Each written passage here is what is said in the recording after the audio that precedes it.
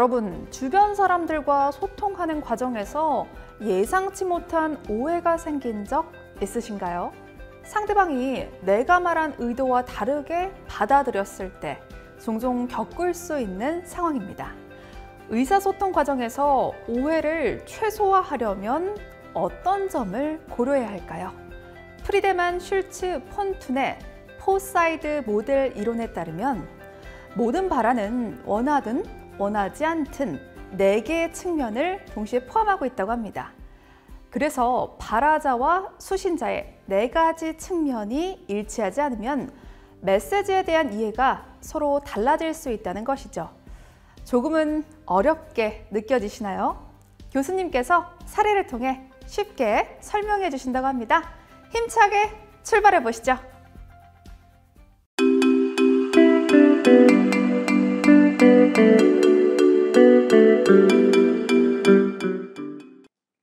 안녕하세요, 여러분. 잘 지내고 계신가요? 네. 이번 수업에는 커뮤니케이션 심리학이라는 제목으로 우리가 이야기 나누고 있는 커뮤니케이션 중에 언어적인 메시지가 전달되는 과정에서 오해나 갈등을 어떻게 유발하게 되는지 포사이즈 모델이라는 이론을 가지고 한번 설명을 해볼까 합니다. 재밌겠죠, 여러분? 자, 우리는 살아가면서 주변 사람들과 의사소통 과정에서 사소한 문제로 서로 오해하거나 싸우거나 갈등하는 경우를 빈번하게 경험합니다. 그렇지 않으신가요? 저는 굉장히 자주 갈등을 하고 있는데, 그러한 사소한 문제는 대개 상대방이 나의 메시지를 아니면 상대방이 나에게 던진 메시지를 내가 의도하지 않은 방향으로 해석해서 발생한다고 할 수 있겠습니다. 커뮤니케이션은 다양한 구성 요소가 작용을 하여 진행되고 이 중에서 verbal message, 그러니까 언어적인 메시지 역시 우리가 일반적으로 기대하는 것만큼 단순하지는 않습니다. 독일의 심리학자이자 커뮤니케이션 학자인 프리드만 슐츠 폰툰이라는 학자는 모든 언어적인 메시지, verbal message는 4가지 측면을 고려하여 이루어진다고 주장을 하고 있습니다. 즉, 우리가 던지는 모든 발화는 원하든 원하지 않든 4가지 측면을 동시에 포함하고 있는 것입니다. 따라서 발화자와 수신자의 4가지 측면이 서로 일치하지 않으면 메시지에 대한 이해가 서로 달라진다는 것이죠. 이러한 오해의 발생 빈도는 언어나 문화가 다른 두 사람, 나이나 학력 차이처럼 살아온 환경이나 배경이 달라서 서로 공유되고 있는 정보가 많지 않은 사람 사이의 소통에서 더 일어날 가능성이 높습니다. 폰툰이 말하고 있는 4가지 차원은 이렇습니다. Factual information, 사실의 차원입니다. Self-revelation, 자기 현시의 차원입니다. Relationship, 관계의 차원입니다. Appeal, 호소의 차원입니다. 먼저 이 4가지 차원을 발화자의 관점에서 설명을 해보면 우선 사실의 측면은 발화 메시지 그 자체가 포함하고 있는 information, 사실 정보입니다. 두 번째, 자기 현시의 측면은 발화자가 발화 메시지를 통해서 자기 자신에게 던지는 정보입니다. 세 번째, 관계의 측면입니다. 화자가 청자와의 관계 속에서 해석할 수 있는 정보입니다.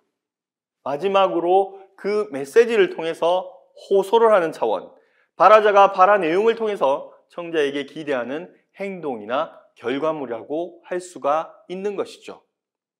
자, 이것을 수신자의 관점에서 정리를 해보면 팩트, 사실 정보는 수신자는 메시지의 완성도와 상황 맥락을 기준으로 해서 메시지 정보의 진위를 판단하게 될 것이고요.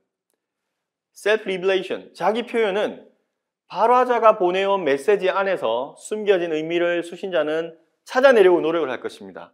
상대의 마음속에서 어떤 일이 일어나고 있고 어떤 기분으로 그 발화를 한 사람이 자신에게 던지는 메시지는 무엇인지 해석하려고 할 것입니다. 세 번째, 관계 차원은 모든 발화에는 두 사람 사이의 관계를 암시하는 내용이 숨겨져 있다는 것입니다. 그리고 마지막으로 수신자는 발화된 메시지를 듣고 발신자가 원하는 것이 구체적으로 무엇인지를 판단하게 된다는 것이죠. 이것이 슐츠 폰 툰의 4사이즈 모델의 이론입니다. 그러면 여러분, 잠시 우리가 일상생활에서 부부 사이에 이루어지는 상황을 보고 한번 이야기를 계속해서 나아가 보도록 하겠습니다.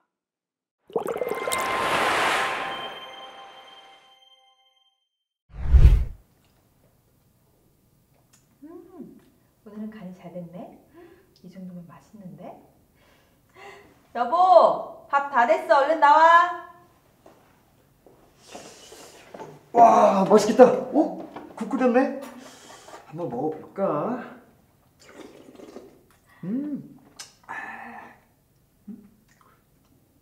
근데 자기야, 이 국에 파란 거 뭐야? 그냥 맛없으면 먹지 마. 아니, 왜 화를 내고 그래? 나 진짜 뭔지 몰라서 궁금해서 물어본 건데. 왜? 내가 못 먹는 거 넣었을까 봐? 전 정말 국 속에 있는 파란 게 뭔지 궁금해서 물어본 거예요. 아, 궁금한 거 묻지도 못하나요? 아, 자기가 만들었으니까 자기가 제일 잘 알잖아요. 아, 그럼 이거 누구한테 물어봐요? 아니, 초등학생도 아니고, 딱 보면 몰라요? 기껏 열심히 만들어줬더니 반전투정하는 거죠 뭐. 네, 재밌게 보셨습니까? 아내와 남편이 저녁 식사를 하고 있었죠. 남편이 아내에게 이렇게 말합니다. 자기야, 여기 국에 파란 게 있는데 이게 뭐야? 라고 묻는 겁니다. 제가 연기력이 좀 떨어지죠. 네. 그런데 아내는 버럭 화를 냅니다. 맛없으면 먹지 마! 이렇게 말을 합니다. 과연 두 사람 사이의 메시지 해석 과정에 무슨 일이 일어난 걸까요? 여러분, 슐츠 폰 툰의 4사이즈 모델을 가지고 이 두 사람 사이에 일어난 오해의 과정을 한번 추적해 보도록 하겠습니다. 남편은 국 속에 들어있는 파란 물체, 이건 팩트입니다. 그죠? 파란 물체가 무엇인지 모릅니다. 모르다는 것은 자기 현시인 것이죠. 남편이 메시지를 던질 때 파란 물체를 모른다라는 게, 파란 물체가 있다라는 게 팩트이고 나는 그걸 모른다라는 게 자기 현시입니다. 그런데 바로 앞에 앉아있는 아내가 그 국을 끓였기 때문에 그 사실을 알고 있다라는 것이 관계적인 측면이죠.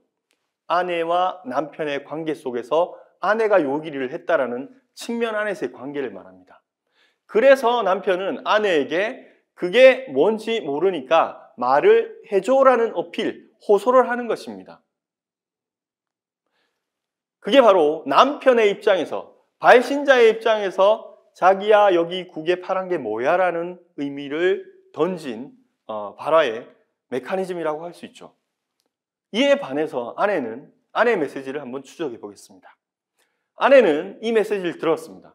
국에 파란 게 있다고? 라는 사실이죠. 그래, 그러니까 이제부터 아내는 이렇게 마음속으로 생각하기 시작합니다. 그래, 또 이 사람이 반찬 투정을 시작하는 거구나. 매일 밖에서 먹다가 내가 해주니까 맛없다 그거지? 이렇게 가버린 겁니다. 그래서 생각을 해보니까 남편이 자신의 요리 실력에 문제가 있음을, 내가 아내로서 요리를 잘 못함을 이 남편이 피력하고 있다라고 생각을 한 겁니다. 그래서 마지막에 아내는 그런 식으로 반찬 투정을 하려면 앞으로 내가 만든 걸 먹지 마라는 의미로 피드백을 한 것이죠. 네, 여러분 어떻습니까? 무심코 던진 이 언어적인 표현, 발화 메시지가 받아들이는 사람, 보내는 사람의 이 네 가지 측면이 일치하지 않으니까 어떤 일이 일어난다는 거. 여러분, 이게 굉장히 심각하지 않은 어떤 대화 상황일 수도 있겠지만 만약에 굉장히 위험하고 심각한 어떤 상황을 다룰 때 이런 메시지를 주고받았는데 서로 이 네 가지 측면이 맞지 않아서 오해가 일어난다면 굉장히 큰일이 일어날 수 있지 않을까요?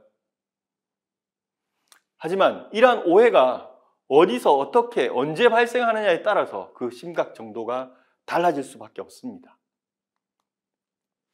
자, 그러면 여러분 선박이라는 공간으로 한번 들어가서 이 슐츠 폰 툰의 4 사이즈 모델을 정리해 보도록 하겠습니다. 여러분들에게는 하나의 연습이 되겠죠. 이번에 이항사와 삼항사가 있습니다. 배 실항사가 막 승선을 했습니다. 실항사는 실습 항해사입니다. 그런데 이 실항사는 상당히 내성적이고 소극적인 성향인 것 같습니다. 물론 MBTI나 이런 걸 한번 확인을 해보면 우리가 알 수 있죠. 그리고 그 사람의 행동 거지를 가지고 판단을 한 것입니다.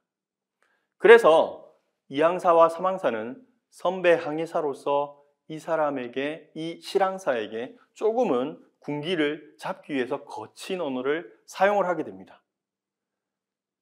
그런데 여러분 아시다시피 이 소극적이고 내향적인 성향의 사람들은 대개 누군가가 압박을 주고 강하게 요구를 한다거나 말을 하게 되면 주눅이 들 수밖에 없죠. 그래서 실수를 하게 됩니다. 실항사가 부엌에서 뭔가를 하다가 갑자기 아주 작은 화재를 일으키는 그런 사건이 발생하게 되죠. 이에 이항사와 삼항사는 다른 위에 선배 사관들을 모아놓고 이 실항사는 문제가 있으니까 일을 안 시키는 게 좋겠습니다 라고 결정을 하게 되는 것이죠. 네, 이런 상황에서 선박에 있는 기존의 선배 사관들에게 너무도 소심하고 적극성이 떨어져 보이는 이 실습 항해사의 잦은 실수는 바로 위 선임 사관인 3등 항해사의 심기를 불편하게 만들 수밖에 없었습니다. 그래서 3등 항해사는 별 생각 없이 배에서 흔히 사용하는 표현으로 실습 항해사에게 경각심을 주려고 했습니다. 이런 메시지를 던졌습니다. 제가 연기는 잘 되지 않지만 한번 3등 항해사의 입장에서 메시지를 던져보도록 하겠습니다. 야 임마, 너 자꾸 이러면 죽여버린다?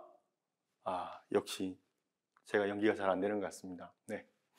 자, 이런 메시지를 던졌습니다. 물론 우리가 앞서 커뮤니케이션의 구성 요소를 할 때 배웠던 것처럼 이 표현이 어떠한 얼굴 표정이나 목소리 톤 그리고 어떠한 공간에서 메시지를 전달했느냐에 따라서 메시지의 정확한 의미는 달리 해석될 수 있습니다. 그런데 여러분들은 만약에 이런 상황에서 3등 항해사가 이와 유사한 표현을 실습 항해사에게 던졌다, 제시했다라고 했을 때 과연 어떤 의미로 이 말을 했을까요? 네, 말씀드린 대로 여러분들 또 개개인마다 해석은 달라지지 않을까 하는 생각이 듭니다. 하지만 해석을 좀 더 용이하게 하기 위해서 가정을 한번 해보겠습니다. 자, 여기서는 3등 항해사가 이 실습 항해사가 너무 자주 실수를 하고 말썽을 부리니까 바로 위인 3등 항해사가 또 욕을 얻어먹을 수 있잖아요. 그렇죠? 선배 사관들이 어떻게 관리를 하길래 이러냐고 이렇게 이야기를 할 수 있기 때문에 제발 좀 잘해라는 의미로 그런 호소의 차원으로 발화를 했다라고 가정을 하고 우리가 이 상황을 한번 분석을 해보도록 하겠습니다. 이 발언을 바로 들은 실습 항해사는 이랬습니다. 그 순간 이후로 심리적인 압박감과 위축감에 시달리다가 혹시라도 정말 이 3등 항해사, 선임 사관이 자신을 정말 죽이지는 않을까 하는 생각에 전전긍긍하면서 잠을 이루지 못할 지경에 이르렀습니다. 그렇게 며칠간을 잠을 못 자고 꿍꿍 앓으면서 고민을 하다가 실습 항해사는 이런 결정을 내립니다. 선장을 찾아가서 선장님, 저 배를 못 하겠습니다. 내리겠습니다. 다른 배를 찾아봐야 되겠습니다. 이런 이야기를 하게 됩니다. 여러분, 어찌 보면 지극히 일반적인 소통의 과정에서 일어난 해프닝이라고도 할 수 있습니다. 하지만 이러한 이야기를 난생 처음 들은 내향적이고 소심한 실습 항해사에게는 굉장히 이 메시지가 크게 다가왔던 것입니다. 즉, 실습 항해사의 이러한 개인적인 심리 상태나 반응 정도에 따라서 실제로 상황은 더 나빠졌을 수도 있습니다.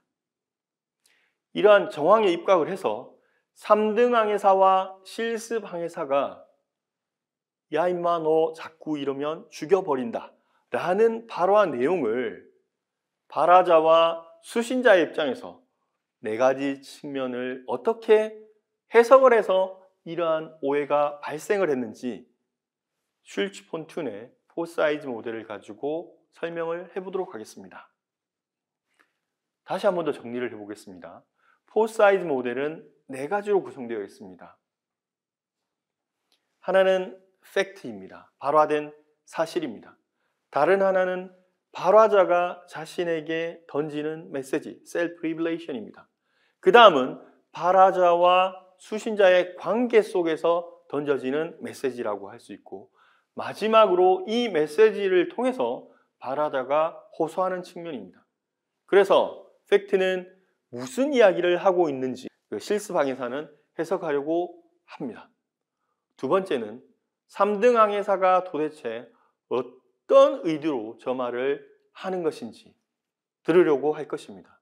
그리고 3등 항해사와 실습 항해사라는 선후배 관계 속에서 이 발화가 왜 일어났는지 설명을 할 것이고, 그런 다음에 마지막으로 도대체 3등 항해사가 저 표현을 통해서 내가 어떻게 바뀌기를 원하는지를 해석하려고 노력했을 것입니다.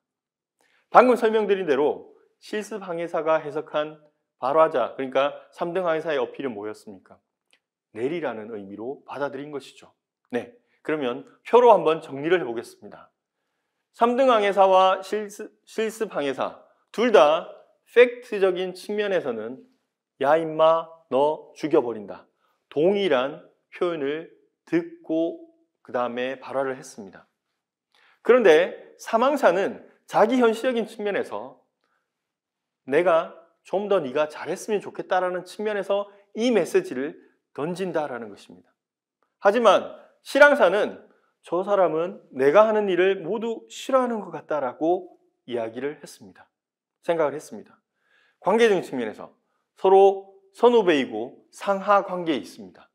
그래서 사망사는 내가 너의 바로 위 상사로서 좀 더 잘하라고 훈계하는 것이다 라는 것이 관계적인 메시지입니다. 그런데 실항사는 너는 도무지 말이 안 통하는 실항사구나, 너무 심각한 상황에 있는 실항사구나, 이렇게 해석을 했습니다. 호소의 측면 마지막, 사망사는 그래서 이 약간은 거칠 수도 있는 사망사에게 익숙했던 이 표현을 통해서 후배 실항사에게 좀 더 앞으로는 경각심을 가지고 그런 실수하지 말고 열심히 일을 잘했으면 좋겠어, 이런 의미로 던진 메시지죠. 하지만 실항사는 저분이 이러이러한 정황에서 나를 싫어하고 그 다음에 내가 도무지 무능한 어떤 실항사라고 생각을 해서 정말 저 사람이 말 그대로 문자 그대로 나를 죽일 수도 있겠구나 라는 생각으로 해석을 했던 것입니다. 그래서 심리적으로 압박감에 시달리다가 하선을 생각하게 된 것이죠. 자, 여러분, 우리가 지나간 이야기를 이렇게 재현을 하고 선박에서 일어났던 어떤 하나의 해프닝성 상황을 가지고 이야기를 나누고 있습니다. 이렇게 여러분들이 이 사례를 통해서 아시게 된 부분은 누군가가 무심코 던지는 말이 상대방에게는 경우에 따라서는 너무도 심각한 상황을 야기할 수 있다는 것입니다. 그렇다면 우리가 살아가는 공간, 그리고 업무를 하는 공간에서 너무도 흔하게 이루어지는 주변 사람들과의 의사소통 과정에서 이러한 오해의 상황을 최소화하기 위해서는 어떤 노력이 필요할까요? 이를 위해서 필요한 소통 역량은 과연 무엇일까요? 오늘 배웠던 커뮤니케이션의 심리학, 즉 슐츠폰툰의 4사이즈 모델을 통해서 발화자와 수신자 사이의 4가지 측면의 메시지 전달 과정으로 인해서 발생하는 언어적 표현의 잘못된 해석을 통해서 우리는 참다운 바람직한 소통 역량은 무엇인지에 대해서 살펴볼 수 있었습니다. 감사합니다.